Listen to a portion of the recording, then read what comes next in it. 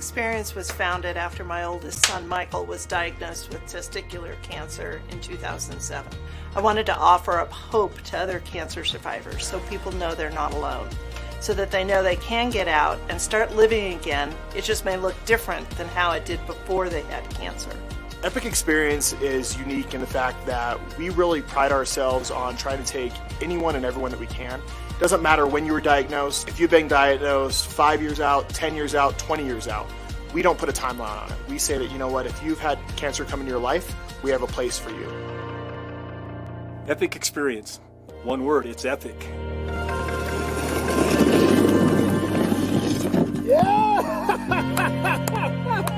You have a chance to come up here and do some things that you've never probably done before. This camp is telling me, like, why are you afraid? Like, what's stopping you? I got out on the water in the pond here, and I'm like, I haven't done a headstand in a long time. And it's really difficult to do it on water. And I'm like, what am I afraid of? At camp, it's about healing your soul and your spirit and living beyond that cancer diagnosis, having fun, being with people that understand, and really just embracing everything that life has to offer you. They just said you were going to go to a camp, and I didn't even know where it was going to be. I got hauled up the mountain and got to play in the snow, and the thing that happened is I rediscovered joy, found myself again. Favorite memories from camp? It's running down the hill in snowshoes. It's something I never really considered before. I got on a sled today, and I'm going to be honest. I mean, I've beat cancer, but I was still nervous to get on a sled.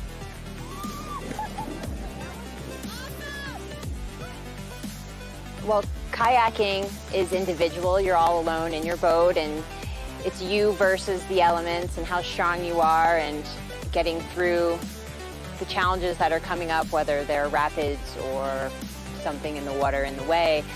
And with cancer, it's you versus your diagnosis.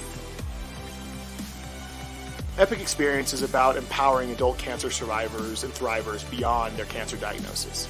It's about giving them a community in which they feel that they have people they can connect with, that understand them, and have walked their shoes to really know, hey, you know what, I'm not alone, and I have people with me, and it's so important for them to feel that connection. Things that I used to worry about don't worry me as much anymore. Family is critically important.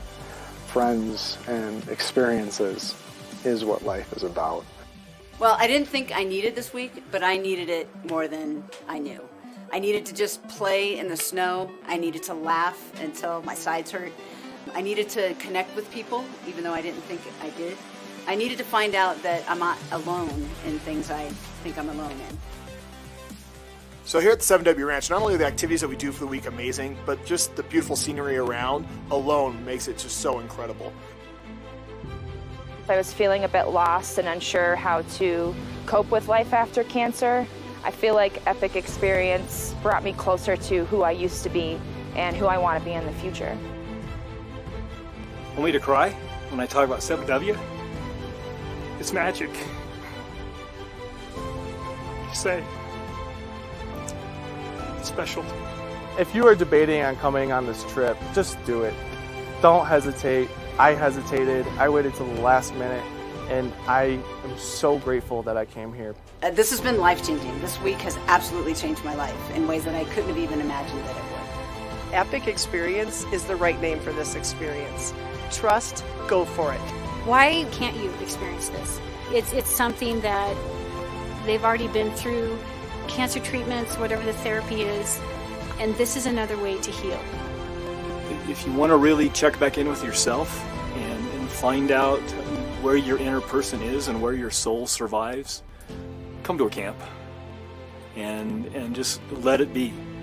Don't think about it. Don't wonder, should I? Just do it. Sign up for camp, and it'll be an amazing experience full of a lifetime of memories.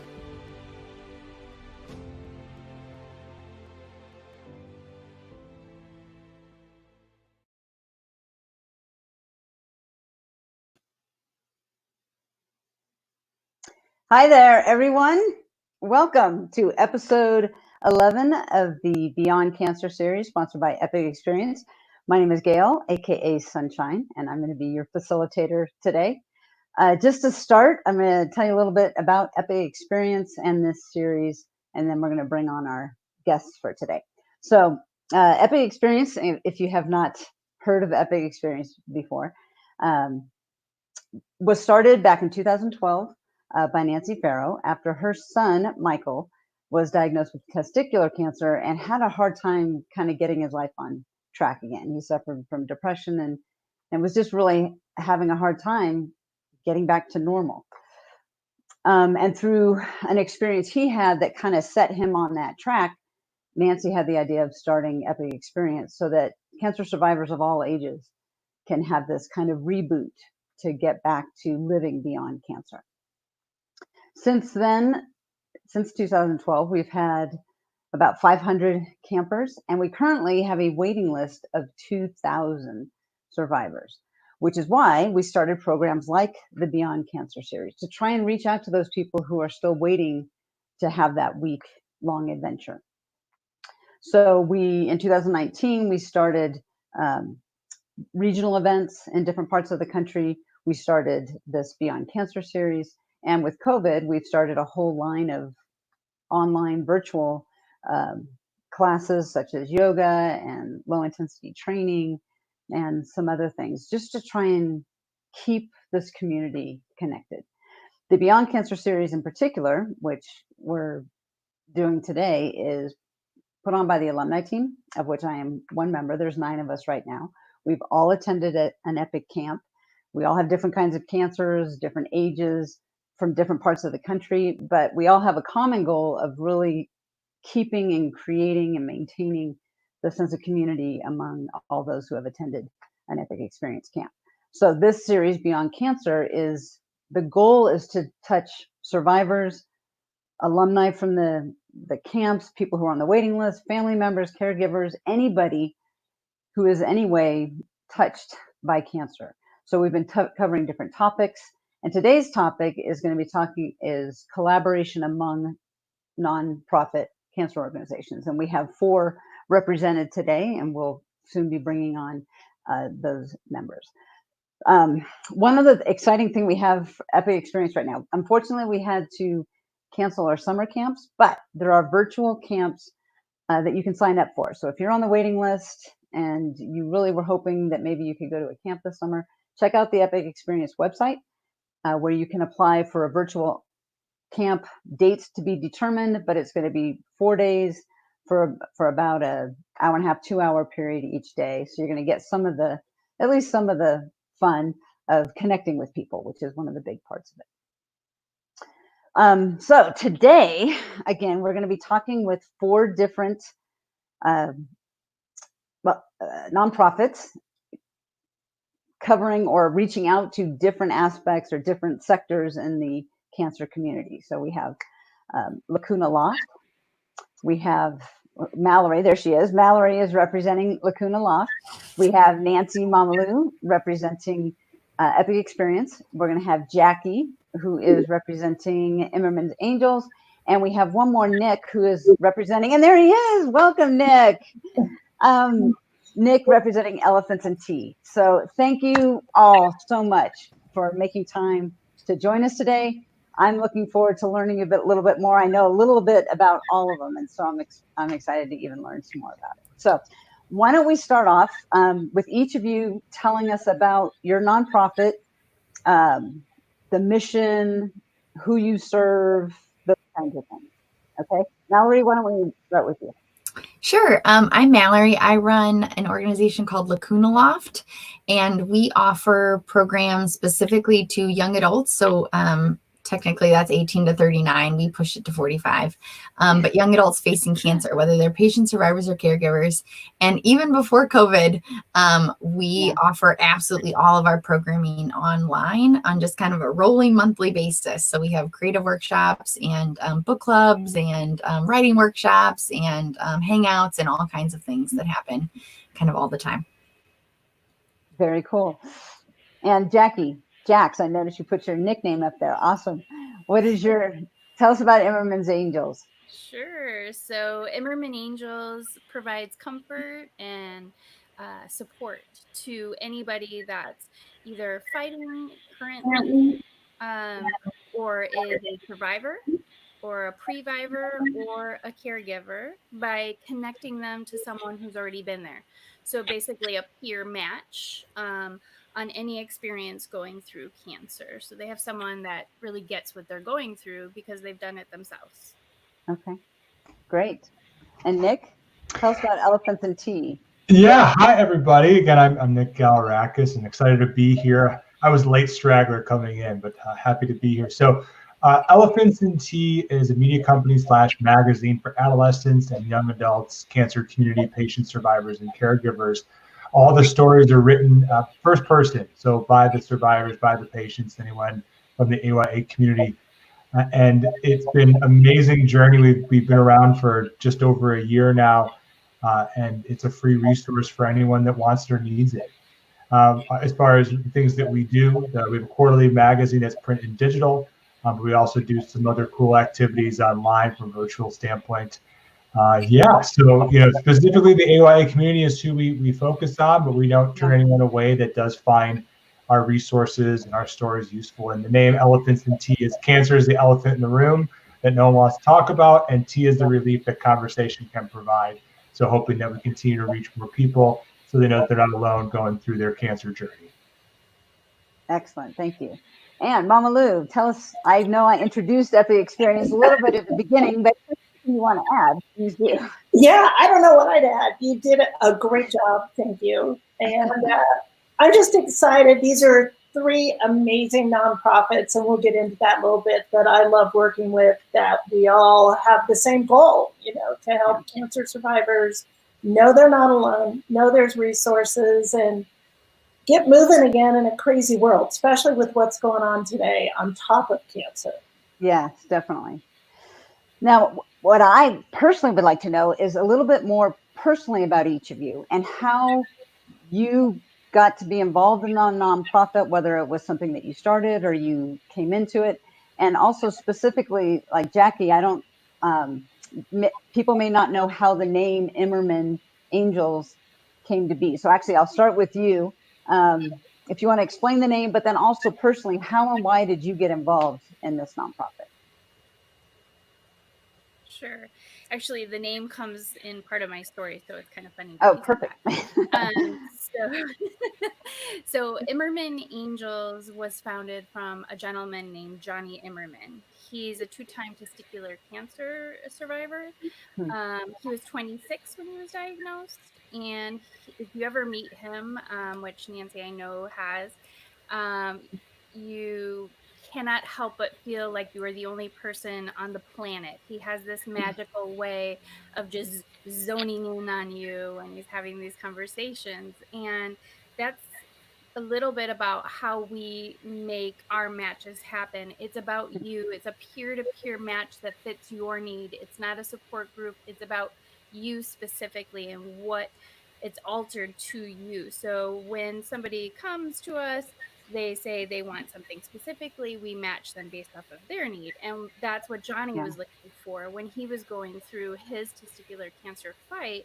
Was he had his great mom, she's like this big and really cute, and I want to adopt her for me.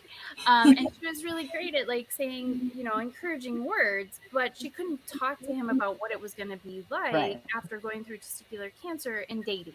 Like that just isn't possible. Right. Not because she didn't want to. Well, she probably didn't want to either. But, but she just didn't know, right? So, and he had his brother there and his friends and stuff, and they could all say you're going to be okay, but they couldn't talk from the background of experience, which makes all the difference. You get, I'm sorry, or get, it's going to be okay. But when you get it from somebody who's been there, done that, the words, even though they may be the same exact words, mean something different. Oh, yeah. And so that's where Johnny's dream started, out of his BlackBerry, telling you the age of the organization here.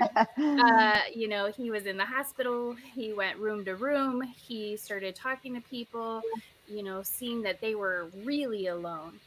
And just hearing what they were facing and understanding that there was really something here and in this thought that he wasn't the only one that could use this kind of mission. And so he just went with it and started in Detroit, decided that he could do this and actually make it a 501 and brought it to Chicago. So that's where our headquarters are. It was 2006, and it was very little at the time. I did it out of a BlackBerry, out of an Excel spreadsheet.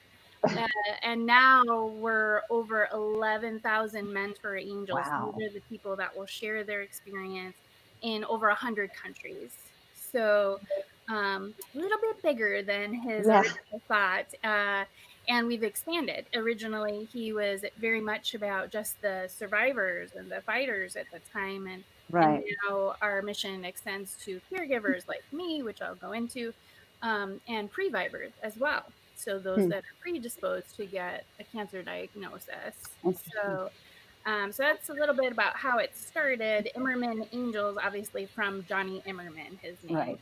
Angels being the people that are giving back, because they're all volunteers. And Yeah. in order to give your time and such, you have to be an angel. So so that's kind of how that started. So Imerman Angels is the name. And then how I came about, well, I actually met somebody at the dog park. Dogs. They're awesome. Right. So I met a woman, and we were walking her dogs, and we started talking, and she saw a shirt that I had on that was cancer related and asked me about that. And I had told her that I was looking for a new job. I just moved to Chicago from California, and she said, "Oh my goodness, have you heard of this organization called Imerman Angels?" And I said, "No." So I went home and looked up mermaid angels, because that's what I thought she said. Didn't find mermaid angels. Found a whole bunch of other stuff, but not that. But did find a whole bunch of friends that were looking up things along the lines on Facebook, and I then found Imerman Angels. So that's how I actually found it. But I got involved and had a cancer shirt on because, unfortunately, my experience was from the caregiver perspective at the time. I had lost my mom, my aunt, and my grandmother all to cancer. And Wow. so for me, I just had that experience of knowing that once you had the diagnosis, that was it. That was my interaction with cancer. Right. At the time. And so meeting this woman in the dog park has changed my entire life. So you never know. So walk your dogs. The moral of the story is exactly. But she introduced me to Johnny, and this is now almost 8 years awesome. later, and here I am, the director of the program. I don't know how this happened, but There you here I are. am, and loving it, and so honored. And Awesome. thank you for having me on. It's been a pleasure. So. That's awesome. Awesome. Mallory, tell us a little bit about how you got involved with Lacuna Loft. And I can't remember if you said what Lacuna means, but if you did not, please share that also. I didn't. Yeah, Lacuna Loft. Lacuna means a brief pause or a hiatus, and a loft seemed like a cool place to hang out. So the idea that you could kind of come to this space and reestablish a new normal. I know a lot of survivors dislike that phrase, but I do use it. And then kind of move forward when they're ready. So that's the idea behind the name Lacuna Loft. I am the founder, so I started Lacuna Loft. I was in graduate school when my mother was diagnosed, and then when she passed away, and then when I experienced my own cancer diagnosis. So kind of all of those happened kind of back to back. And I stayed in graduate school, and after a couple of years just needed a more compassionate work environment. So I left graduate school. I kind of got kicked out of graduate school, and it happens. I was actually talking to Steve, Nick's little brother, recently about getting kicked out of school because of cancer. And I was given a year to do whatever I wanted. And I'm a survivor myself. I was diagnosed at 24 and had never met another person my age who had been through cancer. And now I was 3 years out of treatment. So I started a blog and just used it to connect with as many young survivors as I could, and had all of these conversations over about a year, and just kind of discovered all of these overlapping pain points that people had, regardless of where they were diagnosed and regardless of what type of cancer they had. And so Lacuna Loft kind of was born organically out of that. So it's always been really important that we offer online support, because I was just located geographically in a place where there was nothing within 100 miles that would support a young survivor. I could go to a support group in the hospital, but everyone was a good 40 years older than I was. I tried to sign up for a survivorship conference, but it had like just happened. So I was going to have to wait a whole nother year. So Lacuna Loft was born out of this need for just a more continual support model based online for young adults. And now we have more options, which is awesome. Things have definitely been growing and developing in the last couple of years. And so out of that experience, I also met all of these wonderful organizations who run things specifically for young adults, like Nancy, Mama Lou, and now Nick and Jackie at Imerman's Angels. So it's been, we've been around for 5 years. So it's been kind of a good growing experience for everyone involved, I think. Awesome. That is awesome. Also, just to let you guys know, there are going to be people who are commenting and asking questions. And if you see a question that I missed that you really want to answer, feel free to go for it. They should be posted there, right, for you guys to see. So, Nick, let's hear more about how Elephants and Tea, I love that name, Elephants and Tea came about, and your story, how you got involved. Sure. So my story goes back about 15 years now. I am the sibling of a survivor / patient. My brother, Steve, who Mallory mentioned already once, he is now a 3-time cancer survivor and dealing with the 4th cancer currently. So he, when he was 15 years old, was diagnosed with stage 4 osteosarcoma. I was 20 at the time. And, when you're a 20-year-old, I don't think you really wrap your brain around everything that's going on from a support standpoint for your younger brother or sibling. And so, then he was diagnosed a couple of years afterwards with secondary AML due to the chemotherapy when he was 18 years old.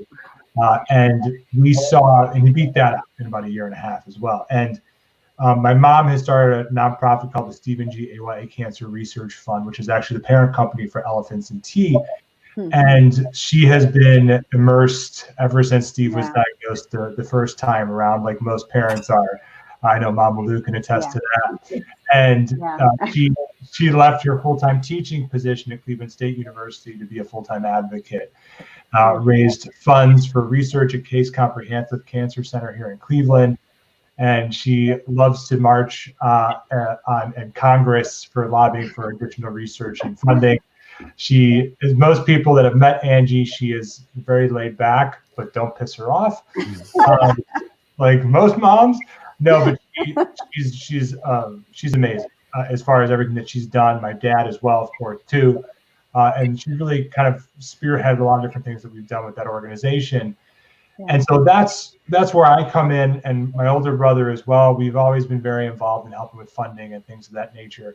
But I always wanted to do more and do something to kind of start from scratch from a business standpoint. And so Elephants and Tea, my background's in content marketing and digital marketing.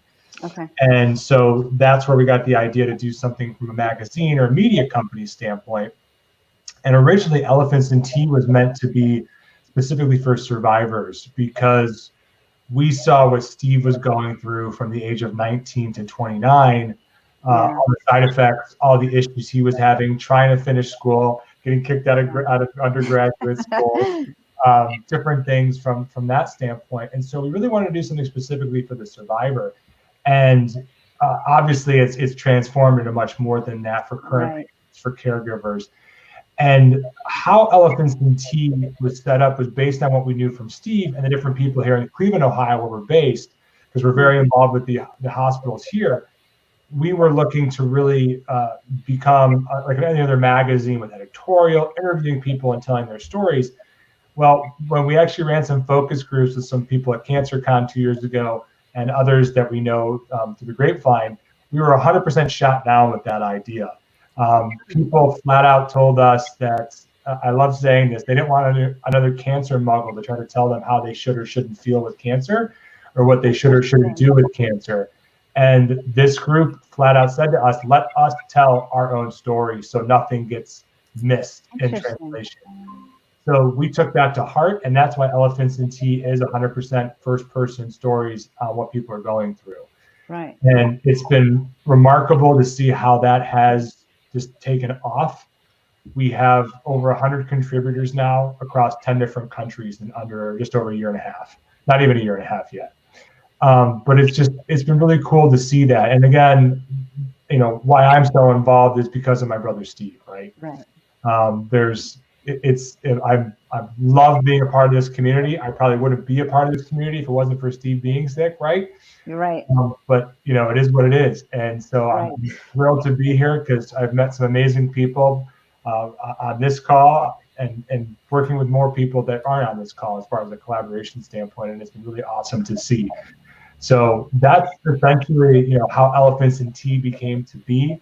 And I've already mentioned what the name is, Elephants in Tea, and what it means. I can't take credit for that name. It took us forever. Like most people that start something off on what the heck to call yourselves. Right. We're in a contest, and that tagline, "Cancer is the elephant in the room, tea is the relief that the conversation can provide." That tagline was submitted in that contest. Otherwise, we never would have had this name, but it's such a great fit. Because the elephant in the room is cancer, and people they don't know how to talk about it, right? And I think that it's important that, between ourselves, between Lacuna Loft, and the other organizations that do provide these safe zones or safe spaces that we like to call them, it's very important to continue to do that. Yeah, that's exactly what I was thinking as you were talking. Is Mallory, it sounds like you have writing workshops and things like that, and Nick, you have the platform for those stories then to be shared. I mean, that's just such a neat connection. And then again, Mama Lou, I probably stole your thunder with my opening, but is there anything that you want to talk about in terms of how you started it, how you got involved in Epic Experience? Well, you did a great job sharing. The reason Michael always loves the fact, I'm sure, as all siblings love, that these things that are such a benefit for others was started because of them. So he teases at camp because we're always sharing his very intimate, personal stories, but he also is one to do the same thing. And that's kind of how my husband Mark and I raised our kids. So for me, it was, I'm 56 years old. I think I should start a nonprofit. It just really seemed like what I should do. And I'm grateful I have. I mean, just the impact of watching people and seeing them from a Sunday when they join us at camp and when they leave on Saturday, it's two different people. But likewise, we have people that can't make it to our camps. They are not physically up for it. So we've been a big resource, whether we're sharing Imerman's Angels, Lacuna Loft, Elephants in Tea, to say, hey, we're not a fit for you right now, because we want somebody to be able to come and be able to do what we're doing. So we've really evolved into the camp program, and obviously now virtually because of where we're at today. But even before this, just being a huge resource to people, to say, we may not be the right fit for you, but this probably right now is a better fit. Right. Well, and that's exactly what this whole episode is about, is the collaborations that have come out of that very fact. And in case anyone's just joining us, this is episode 11 of the Beyond Cancer series. And today we're talking about collaboration among cancer nonprofits. And we have 4 awesome nonprofits here. And if you have any questions, please go ahead and post them. We'll be able to see them. And then our panelists here can answer them as we go. So, all right. One question I do want to ask all of you guys is obviously there's a collaboration. I think all of you have already mentioned it just naturally. So how did your collaborations, and specifically, I guess I'm talking to Mallory, Jackie, and Nick, how and where did it start with collaborating with Epic Experience and even with each other? I mean, how did those collaborations begin? And I'm going to let whoever wants to jump in, go for it. I'll start, I guess. So, I mean, for us, Lacuna Loft does a set of things, and then there all this other stuff that we don't do. And so it's always been so important to me that, like Mama Lou was saying, if someone's not a fit at Lacuna Loft, or if we don't offer something that they're looking for, then I want to help them find that. And so it's been really important to me from day one to just also be a bit of a resource, as has already been stating, to make sure that people are finding the support that they need. And if it's not within Lacuna Loft, then where else can I help find it?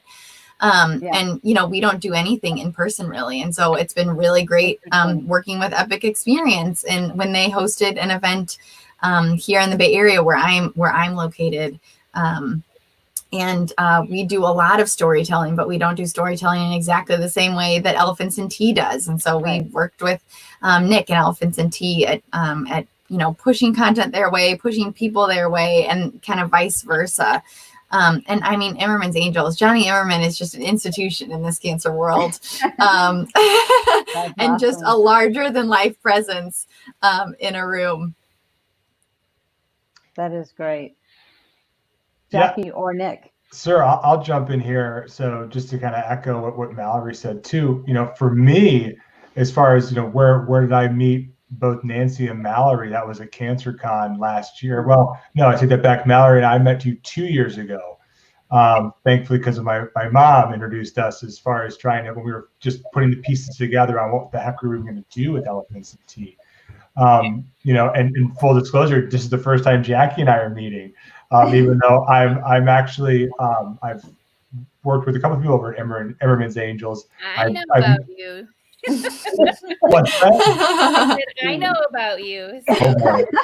So yeah, so you know, it's just so funny how this is so awesome, right? Here we are, where we're able to still meet more people, the more different things that we do, and it's so important to do that, right? And to have those open doors. And I actually did meet Johnny for the first time like 2 months ago over the phone, as it so happens. And everything that Jackie and Mallory said about Johnny is spot on. I felt like I left the conversation with them feeling like the greatest human being on planet Earth. I need to meet this person.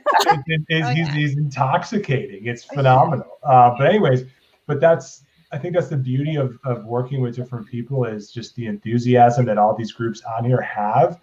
I know that Johnny's at a whole nother level of enthusiasm, but we all need that shot in the arm, I think, every now and then. But that's, you know, to the point of the lack of in-person events that we don't have. It's important to continue these digital meetups, these digital hangouts and gatherings, especially right now where, you know, I think Epic is a perfect example of trying to do different things because you can't have your camps this year, stupid pandemic. But, you know, so it's these different types of meetups, these different types of hangouts, whatever you want to call them, are so important. And it's just so cool, the collaboration that we continue to do and so on. So, yeah. Great.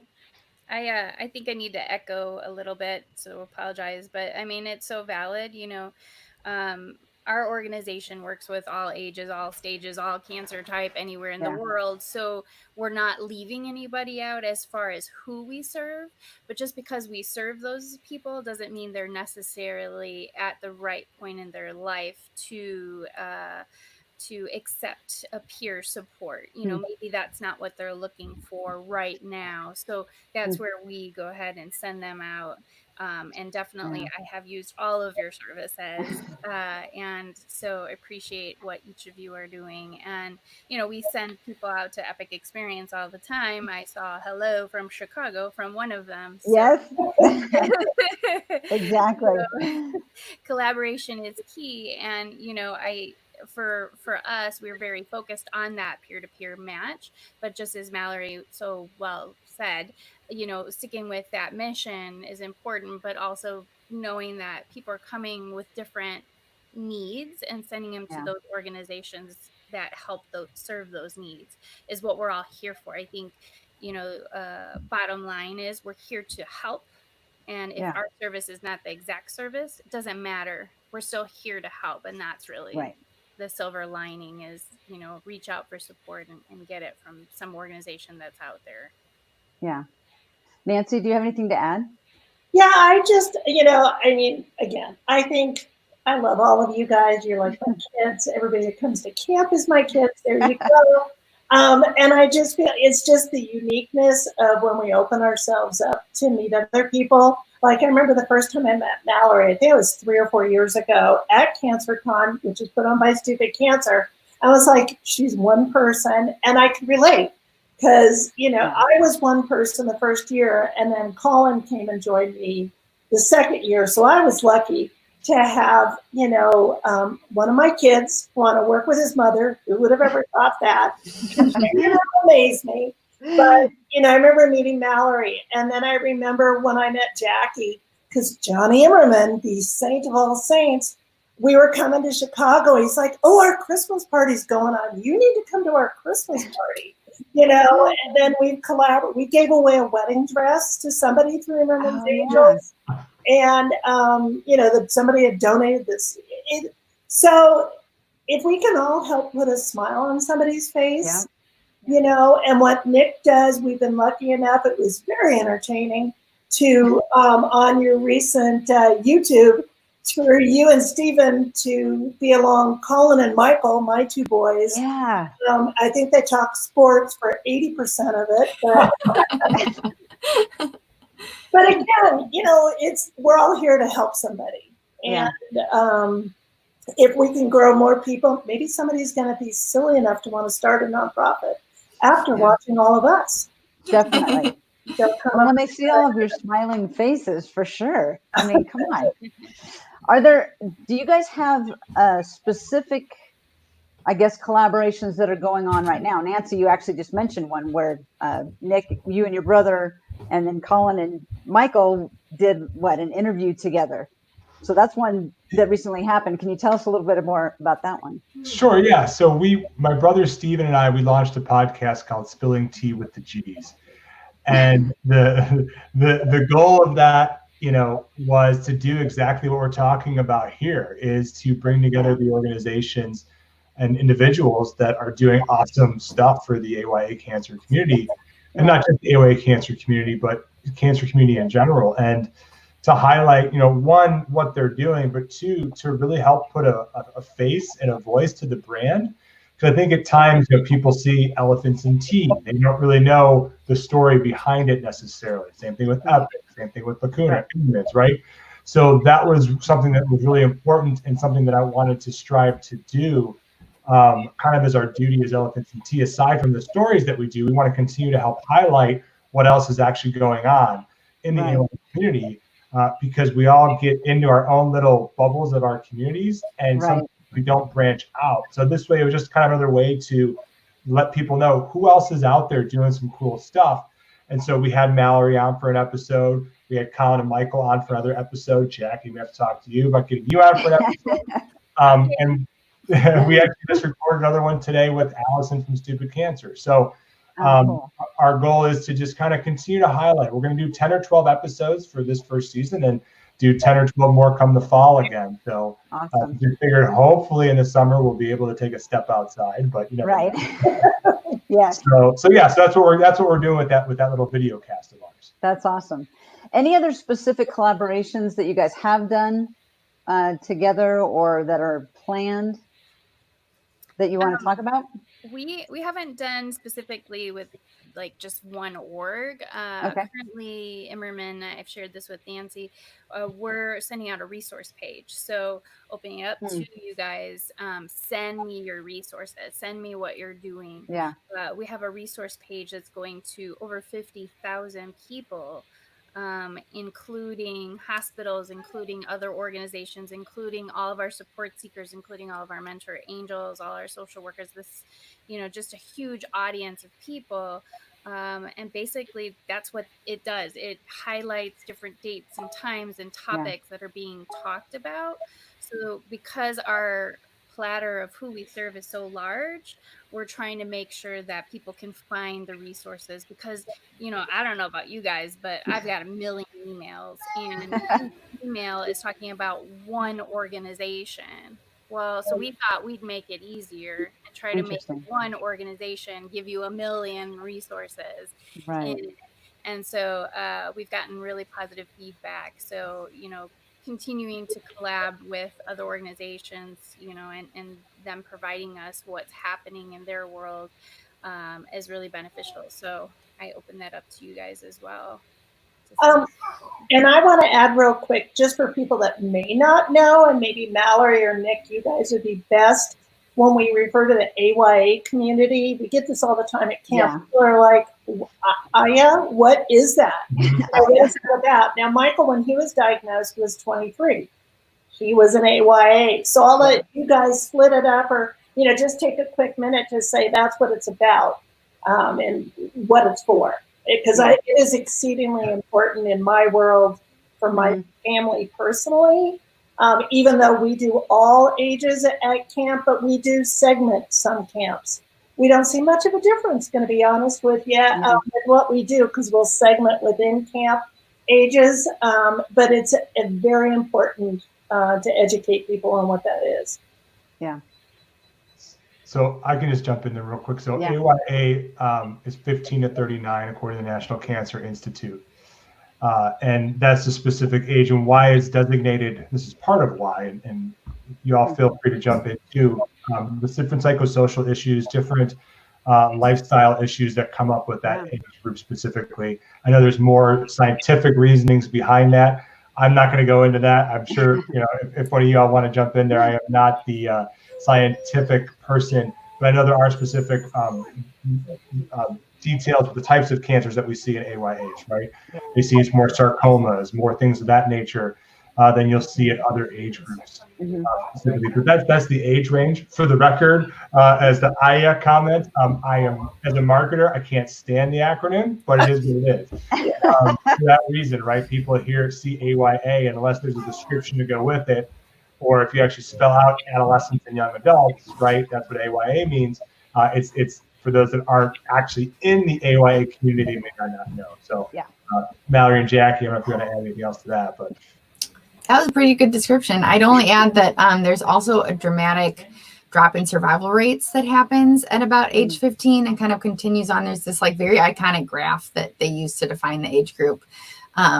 And so from 15 to 39, there's a dip in survival rates compared to the other age groups.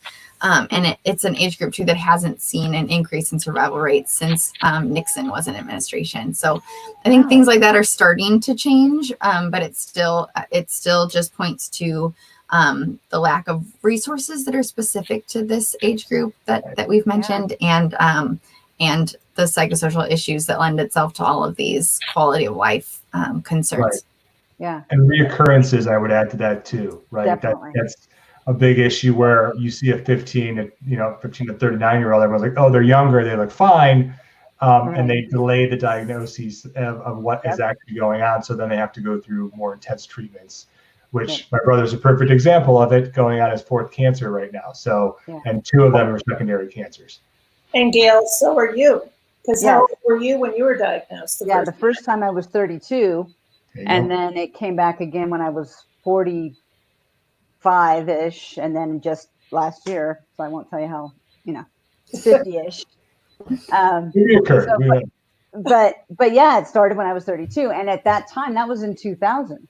So number one, I didn't really look for resources, but number two, I honestly don't know how many that I would have found like this had I looked. And so there were all these questions you guys have touched on them related to being a young adult. I was engaged at the time.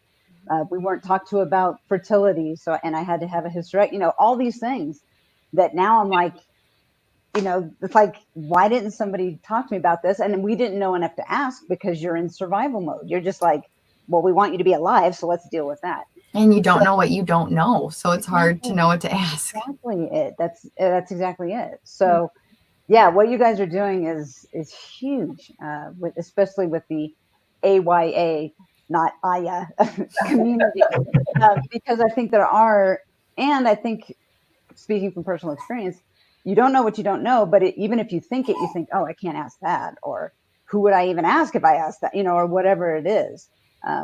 So I think it's huge to be able to have that and to take away that stigma of feeling like you are the only one. Mallory, you said it. Nick, your brother probably felt it.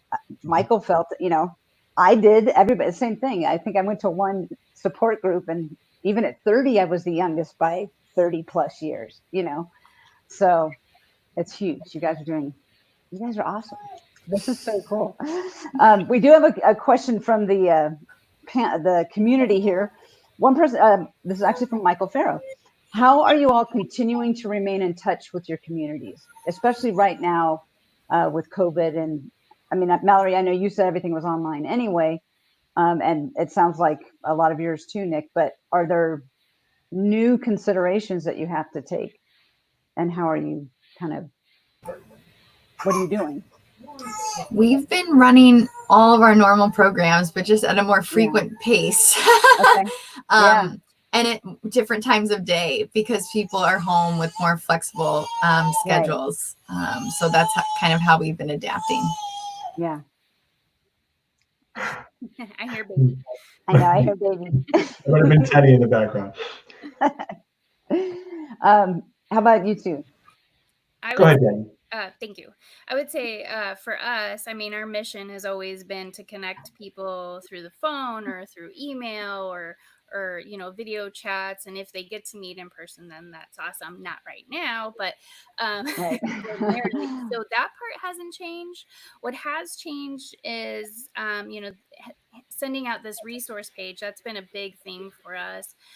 Because before we would talk to people on the phone and then just kind of give them some of the resources.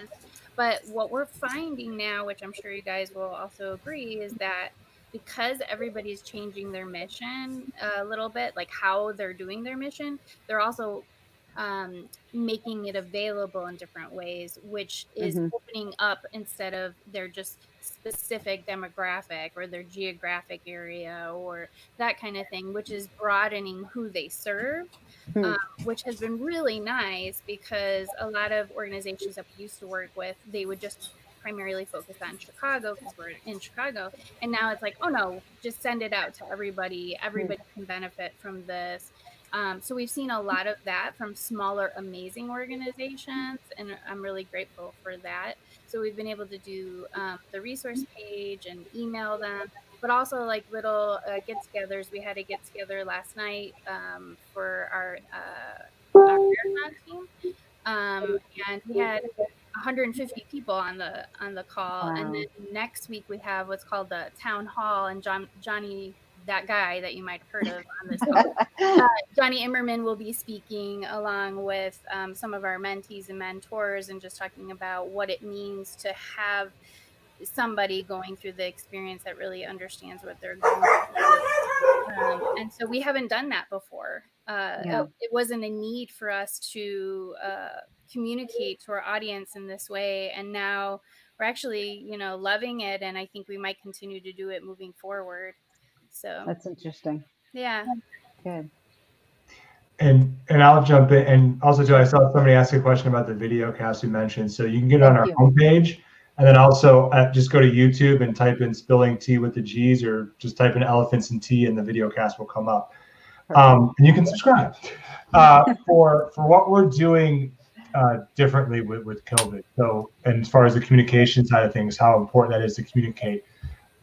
Couple of things that we've done new right now. One, I think Jackie mentioned it, of having we've launched our own new support group, if you will. It was just intended for a Friday happy hour, one Friday in March when all this kind of hit, just to say, hey, let's just get as many people together as possible just to have a hangout.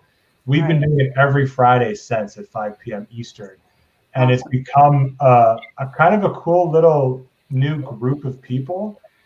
We get about 25 people every week. We have for the most part, it's become the same 10 to 15 people there every week, and we always get some newbies that come in and out.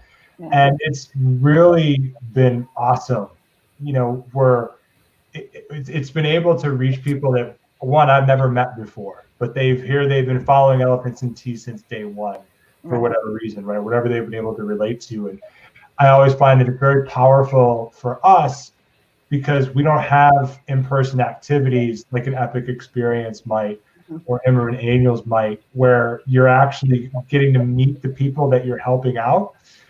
So and even with Lacuna's activities, where a lot of them you can see on the video, right? You can see people's face, the video. Listen to me. I sound like I'm 80 years old. No, that video. But it's been really cool just to kind of get people together. and have just a powwow of just well, hey, what's going on in everybody's life? How's everybody doing? And it's been really, really neat. And we're going to continue that even after COVID and the pandemic ends. Two other things that we've been doing. One is we just created a COVID-19 resources page just to say, hey, let's just get it out there of what's going on. And actually the person that I spoke with was someone on Lacuna's board, Mark K. I can't butcher his last name, but Mark and I had a conversation of trying to come up with a cool resource just to say, hey, here's what everybody's doing. And so we have resources listed there, from webinars to digital hangouts to information. We have Imerman Angel's packet that Jackie talked about listed on there. I don't even know if Jackie knew that. But Yeah, thank you. You're welcome. So the creative workshops that Lacuna does and Netflix hangouts that Dear Jack does. So it doesn't really matter. We didn't care who's doing it. We just wanted to create a resource for people of what's going on out there, because this community knows how difficult social isolation is. And you throw the pandemic on top of it and it's like, holy crap. So we just wanted to get the word out there. And we're finding now that hospitals are using this resource as a go-to. Our friends at MD Anderson, they showed me that on all the information that they email out or send out now, that link is on all their activities so people can find out what else is going on. So that's really cool. And I know that that's something even after the pandemic's over, we're going to continue to do something like that so people can know what type of resources are out there.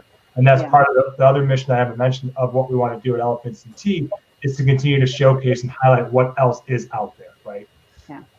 And then the other thing that we've been doing as far as keeping in touch with our communities, having a print magazine right now during a pandemic is very tricky, especially because the majority of our magazines go to hospitals. We're in 50 plus hospitals across the country, and we have our quarterly issues. Our next issue is June.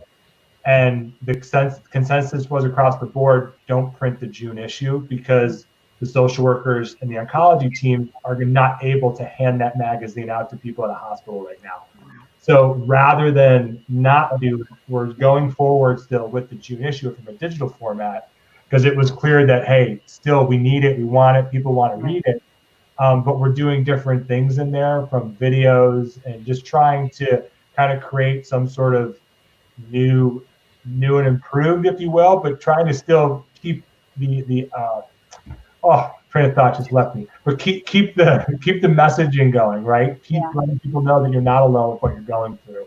So we're tweaking some of the type of stories for the June issue based on what's going on in the world today. I can't talk tonight. I apologize. Now you know what chemo brain's like. You're good. You're fine.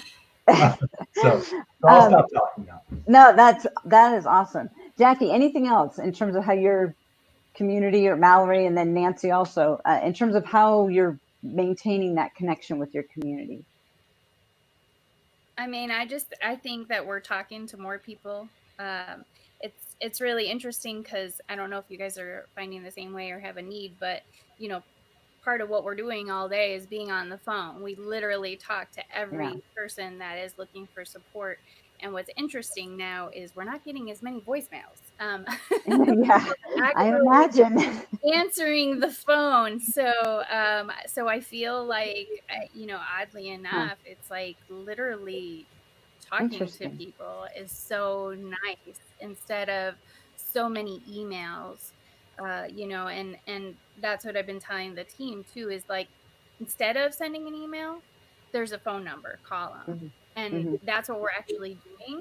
So I feel like that old thing, that phone that people used to use is actually coming in use, and people are liking to hear the voice on the other side, versus just another email. So I would say that that's something new and old. Yeah. And then Nancy, do you want to talk about how Epic is? Yeah, I mean, obviously what we do is very much in person. And so we had to pivot greatly. We were lucky enough that we had 3 winter camps before this all happened. We were very lucky that we had our biggest fundraiser of the year in February. So that was all the good stuff. But then all of a sudden this happened. And as we all know, I mean, when we talk about COVID and we talk about who's more susceptible, cancer survivors, thrivers are in the thick of that number. And so immediately we were like, okay, what are we going to do? Because we've had an amazing woman that we've had on before, Melanie, who we had on last week, who's a psychologist. You know, we talk about isolation and cancer. Some cancer survivors right now have been able to say, oh, I've done this. I can do it again. This is no big deal. Others, it's like PTSD on steroids, because it's like, I can't get out. Some people that are just finished treatment just as this started, and normally would be a celebration time to be able to get out living again. So, you know, we pivoted there and acknowledging, again, that psychosocial, the psychological impact is huge. And having amazing companies reach out to us. One of our board members, Lewis's son, I'll give a shout out to Chris, Sweat City Fitness in Los Angeles, California. If you guys want a 30-minute break in the day, it's the quickest workout, and it's amazing, but they're doing that free of charge for us. They're like, hey, you got people that are stuck at home. So pivoting that way. You know, again, we share a lot. Linda's book, we had her on a couple weeks ago. I think, Nick, you interviewed her. I always give a plug out for Voices of Cancer, because we all have time to read right now. And it's a great book written by a cancer survivor, interviewing cancer survivors. So, you know, we're hopeful that we can at least have our Raftoberfest event in August. Social distancing, because it's pretty easy to social distance on a river. So, but we don't know yet. So safety at the foremost. So it's not been easy, because I get my strength and energy from people. And when we're in our downtime of not having camp, I usually am like, oh.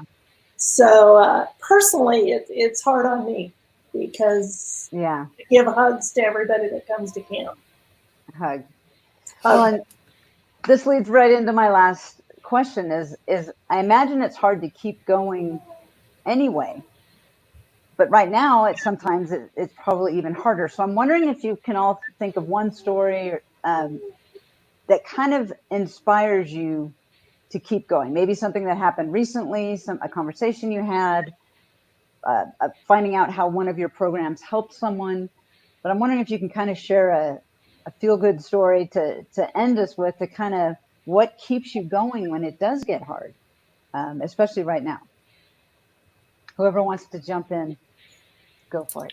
I'll jump in first. My feel-good story is really something that dates back to the very beginning of this, and is actually one of the collaborations that we've been involved in since the beginning of the pandemic and the closures and everything, which is a website that showcases everyone here, actually, called COVIDAYAcancer.org. And someone approached us and Lacuna Loft and several other patient advocacy organizations, and then brought over some of the key oncologists in the AYA space. And so it became this kind of crucial brainstorming spot for combining all the resources that we all do and how we're all pivoting to meet this great need of patients, and then also and how to get that in one place, and then also the clinical side of things, because it's been stated, but we have our survivors who have their treatments are being delayed if they're not considered like absolutely necessary, which sounds stressful to me. Their surgeries are being delayed. Their diagnoses maybe are being even further delayed, and how can we help care teams kind of deal with a pandemic when they're treating AYAs? And so all of that information is kind of in one place. And it's just been really great seeing like all of our names being combined together with the clinical side of things. And just feeling like we're kind of helping with the survivorship aspect of things, but also with the treatment side of things. So COVIDAYAcancer.org is where that is. Very cool. Thank you for sharing that. Anyone else? I'll jump in. I kind of already mentioned it too, the happy hours that we've been doing. I think that for me, like every other nonprofit right now, when the pandemic hit and the economy took a crap, I think we all kind of had a big panic moment, and probably still are having panic moments at times. But sitting there and having the 25 to 30 people showing up every Friday at 5 p.m., it's pretty cool to see. And some people that are on the West Coast, it's 2 p.m. their time, so they're sitting there and we're working and being on there. So we're trying to figure out what to do with that. But anyways, the fact that you have people, and I should mention too, it's not just across the country. We have a group of people in Canada that are now joining us. Awesome. We have an individual in Barcelona that's been joining us. So it's been, it just right there, while yes, like we look at stats on who's reading our stuff and all that, but when you actually get a group of people like that week after week, every Friday, it really kind of, it pulls your heartstrings and realize like, okay, this is why we do what we do. This is why we figure out whatever we have to do, right, for the better of the patient, the survivor, the community. And that, I think, for me, has been the big, like, hey, this is what we're holding on to right now. This is why we continue to figure out how we can do things. And we've had awesome conversations and been able to talk about what everyone else is doing too. So that's for me been the story, I would say, right now for that question, that I kind of hold on to as we kind of figure things out through this pandemic. Definitely. My turn, I guess. Go for it, Jack. So I would have to say, May was this campaign that we had going. We're all Imerman is what we were calling it because our scope is so big.